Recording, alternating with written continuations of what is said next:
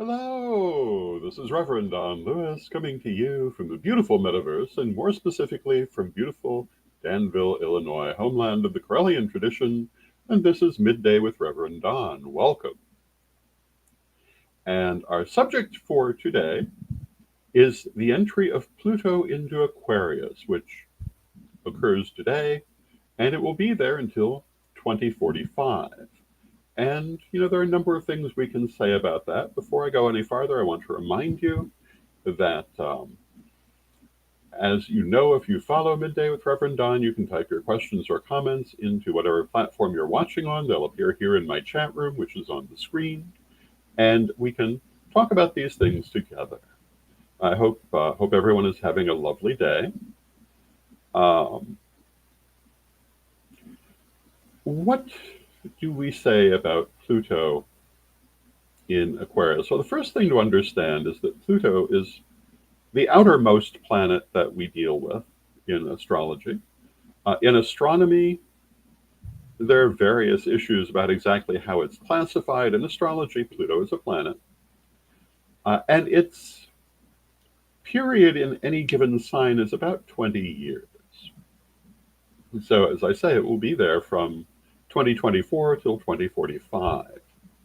And it will have a lot of effect during that time. When Pluto is in a particular sign, it affects not individuals, but generations. Since 2008, it has been in Capricorn, and then a little bit back and forth as it transits.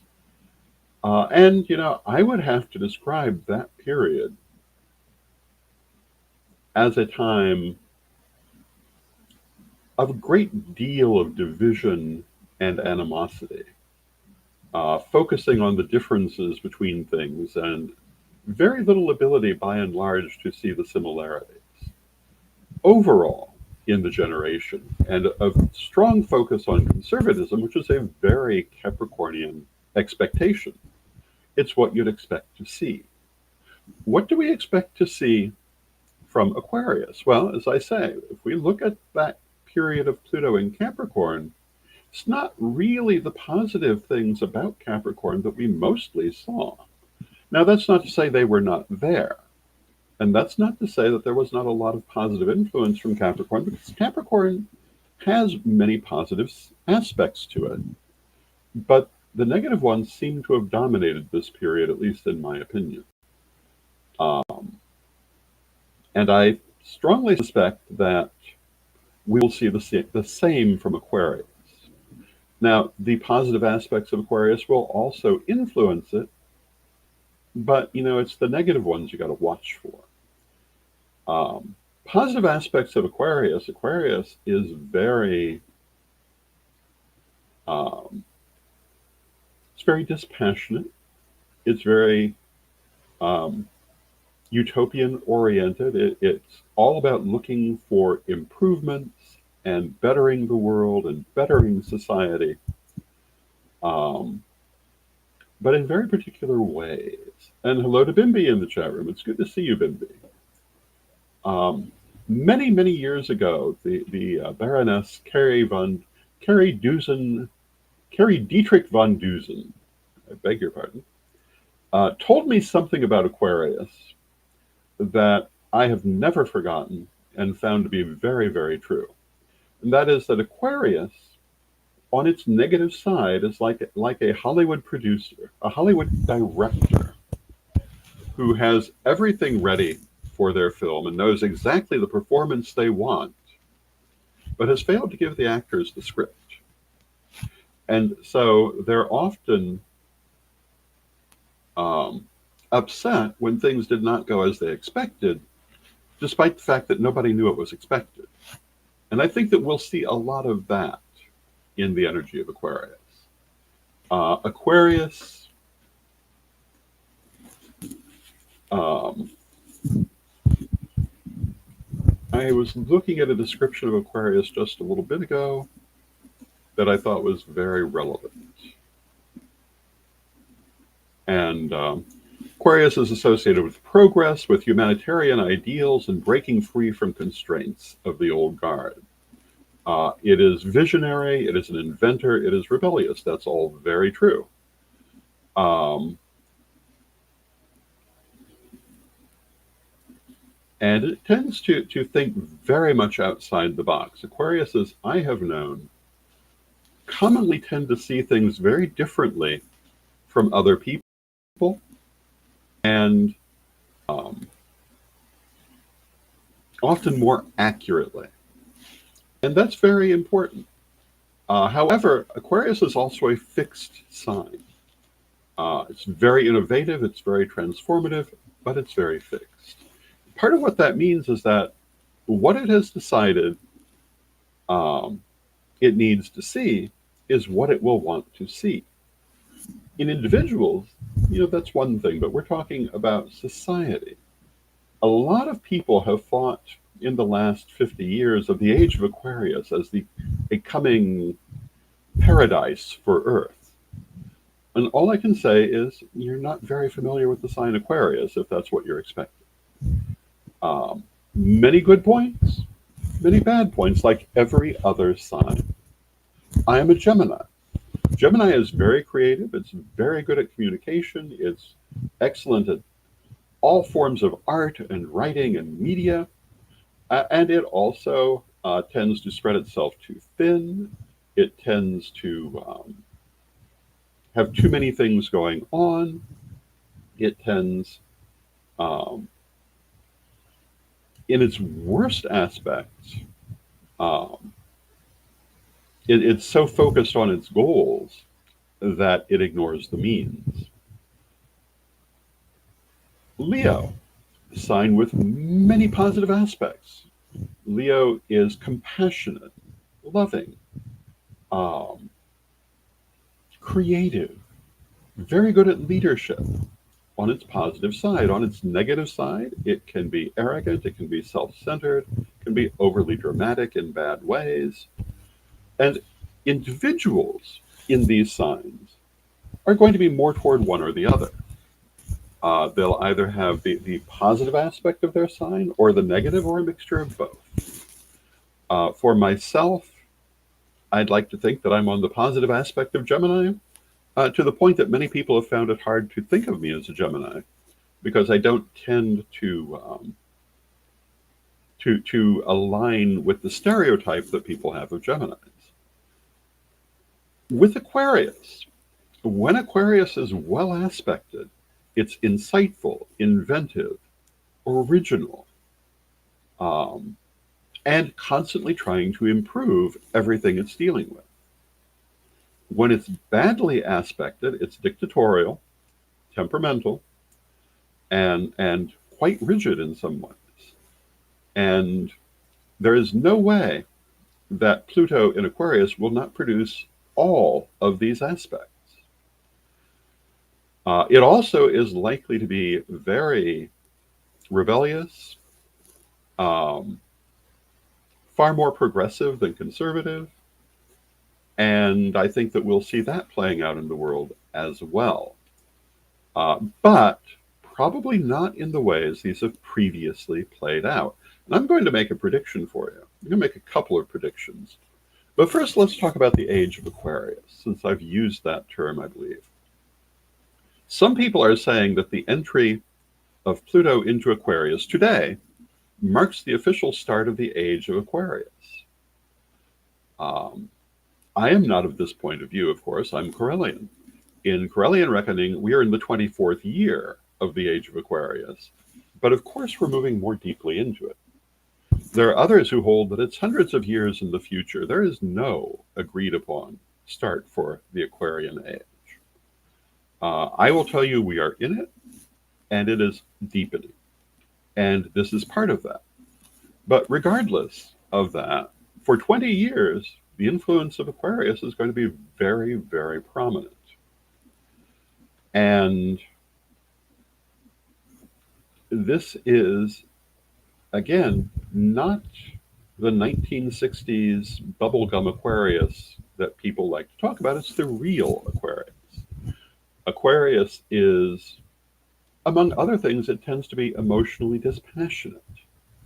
Um, Aquarius certainly has emotions, but they tend to stand back from them, and they don't usually involve them heavily in their decision making. We'll see that in the world.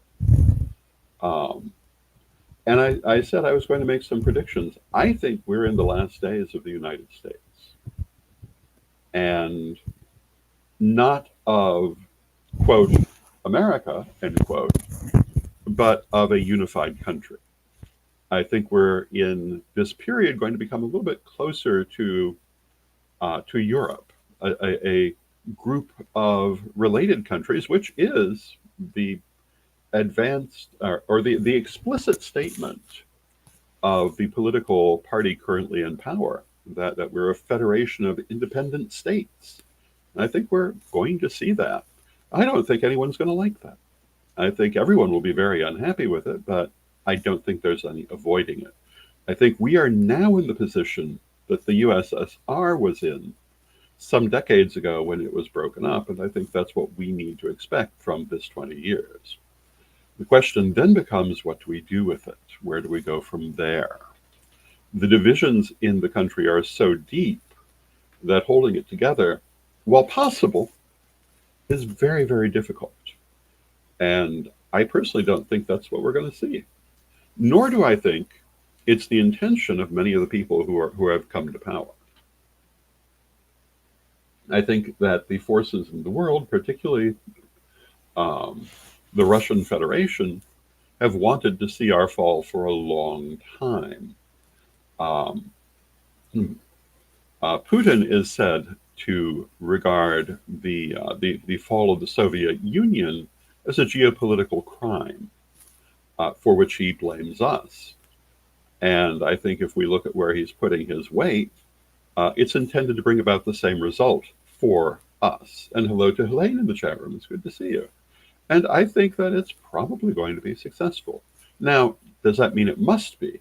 No. But probably, I think likely. And one of the reasons is that Aquarius, again, is a fixed sign, which will make any kind of compromise rather difficult. And in that situation, holding very different points of view, very different people together becomes very hard. Um, I will tell you, I'm in the 45th year of my place among the first priesthood of the Correllian tradition, and through the vast majority of that period, my primary purpose was holding disparate people together. People who looked at things very differently, who did things very differently, and creating a situation where they could work together. And I can tell you, this is a very difficult thing to do.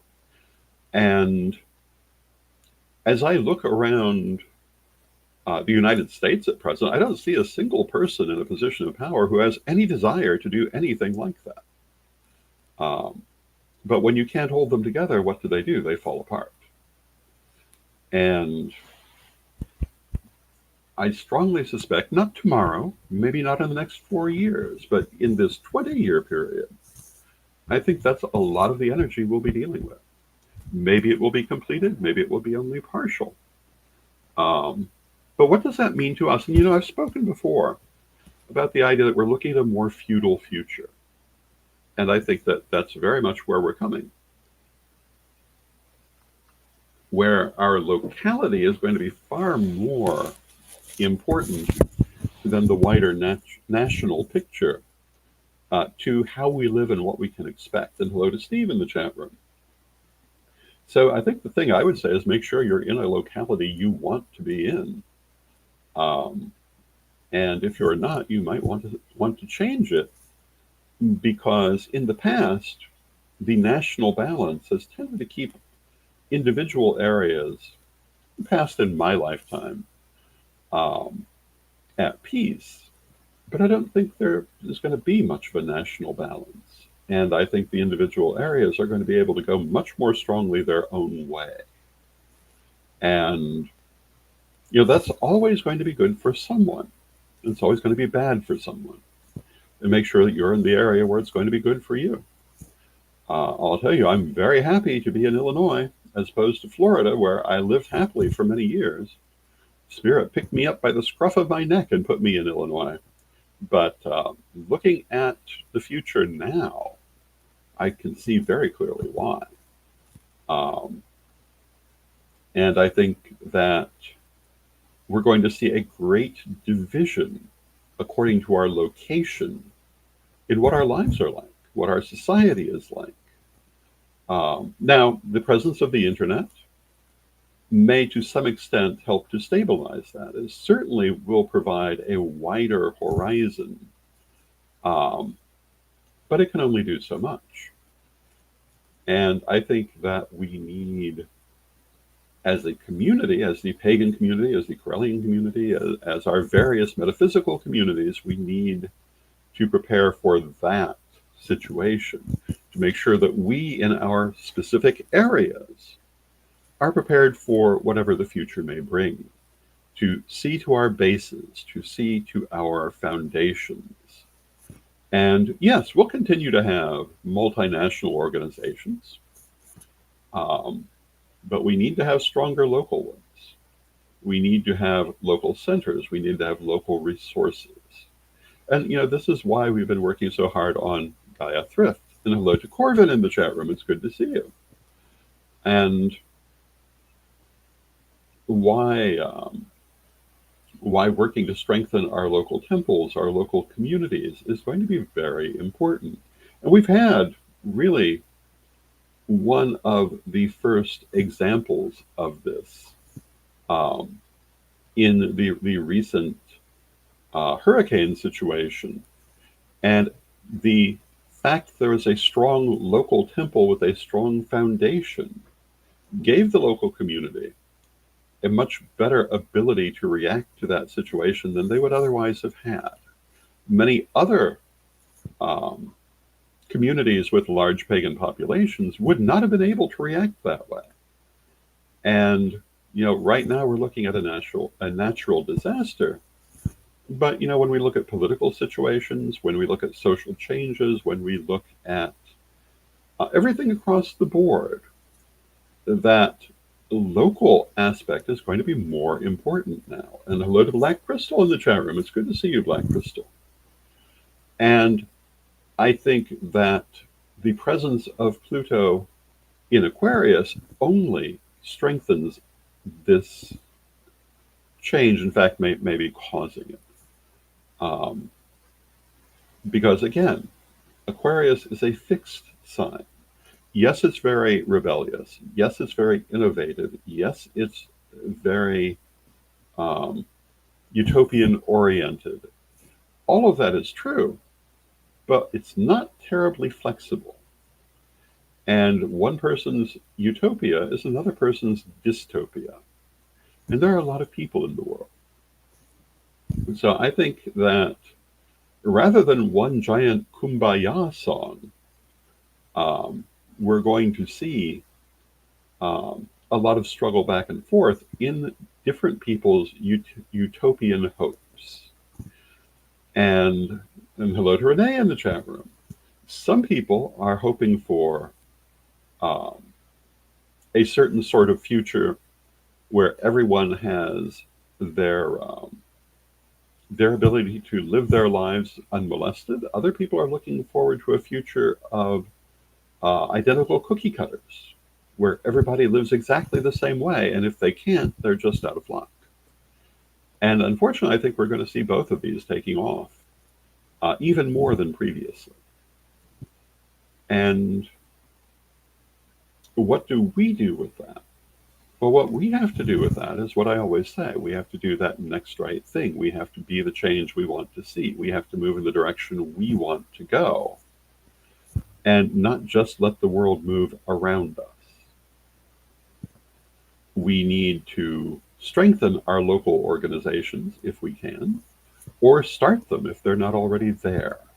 We need to build up our resources, and we need not to work with people who only come up with reasons not to do things. If you've been in the pagan community for any length of time, you've met many of those. We are at a time we must be doing what we need to do. Now, those people who are constantly trying to stop change from happening, trying to stop developments from happening. There's nothing wrong with them. They can go and do whatever they want to do. But the people who are trying to make the change cannot be accommodating them. They have to go ahead and make the changes. They have to go ahead and build the resources.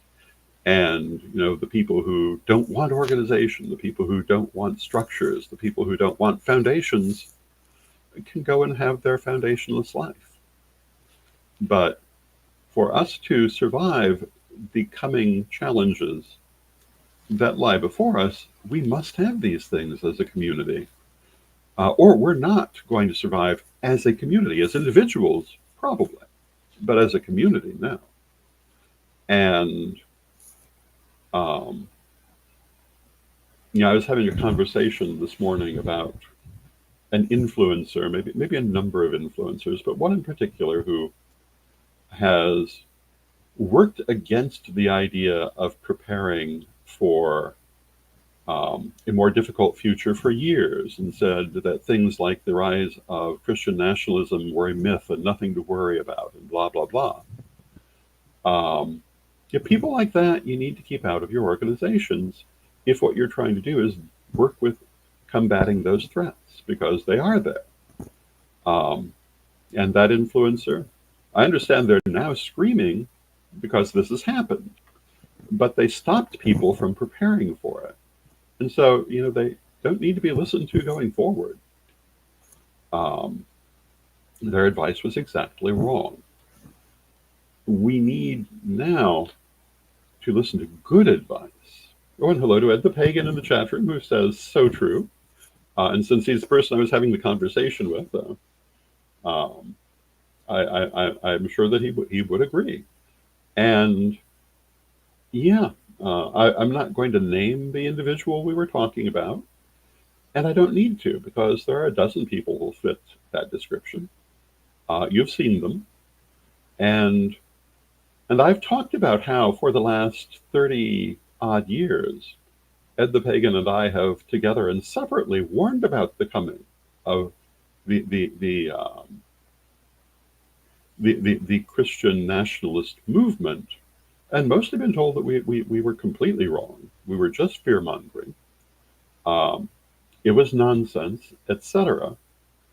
And look at the world today and ask yourself, what would be different if, as a community, we had organized ourselves 30 years ago for this threat that we now face? And ultimately they are a threat to us, even if we're not necessarily high on their list. And Ed the Pagan says, the paladins should be active. Well, yes, they should. And Corvin says, that's a big reason why I came back home to the Corellian tradition. We need our tribes. Yes, we do. And we need them now more than ever.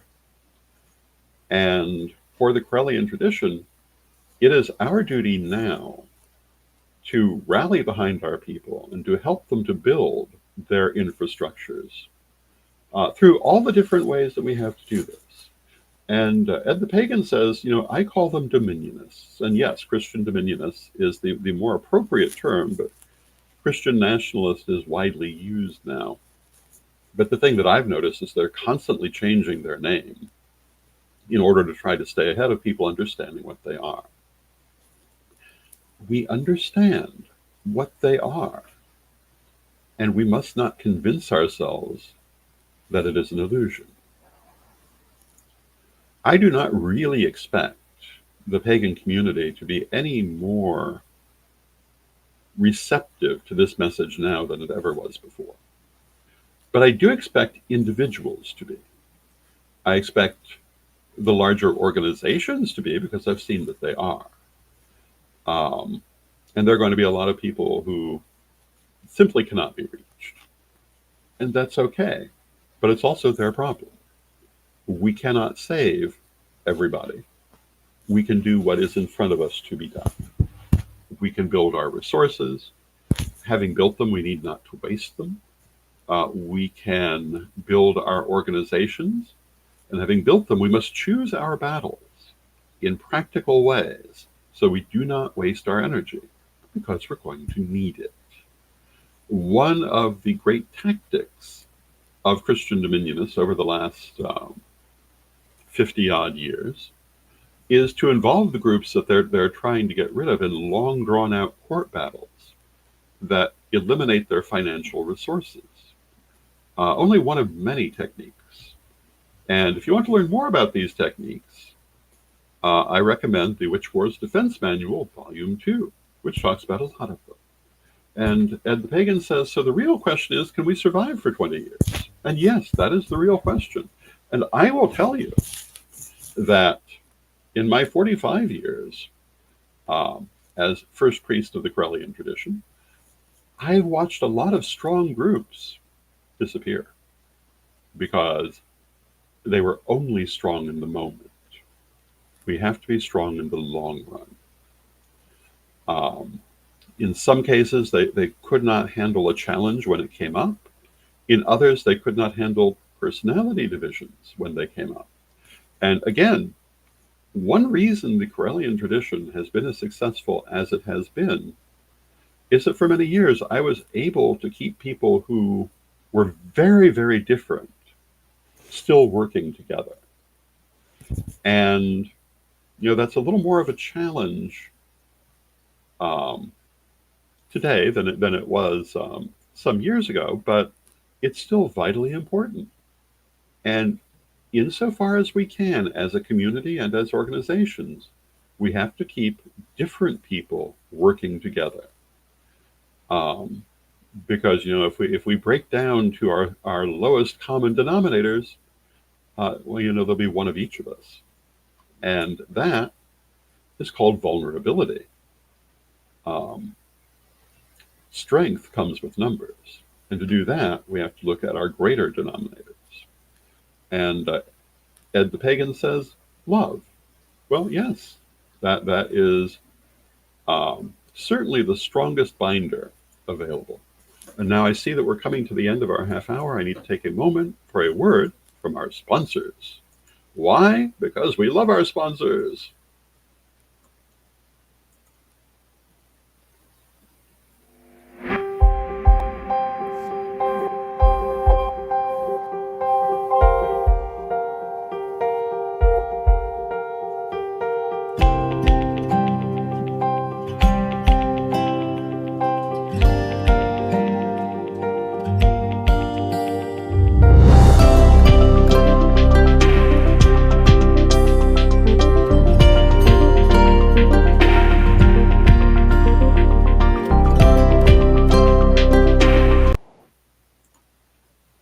Ready to unlock the secrets of the universe? Join me, Rev Don Lewis, for my metaphysical and magic auctions at Gaia Thrift at whatnot.com. Discover fascinating artifacts, mystical crystals, and rare and unusual books that could change your life. Don't miss this chance to bring a little magic into your world.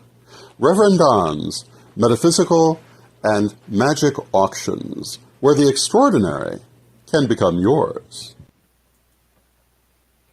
And thank you to our sponsors, Equinox Learning Hub and Rev Don's Metaphysical and Magic Auctions. Our next auction, I believe, is for Black Friday.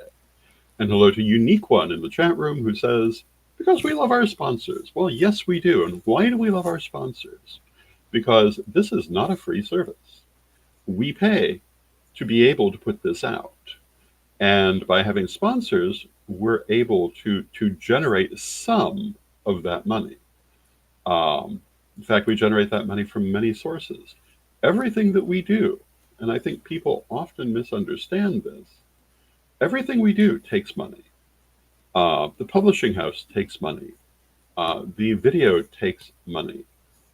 Certainly the thrift store takes money to maintain it, and we have to earn that money back. It's simply a matter of economics. And, if you happen to have a wealthy patron who can pay for everything, well, that's lovely. But it's not the ideal choice. And by having sponsors, we defray some of these costs, although we are heavily supported by patrons.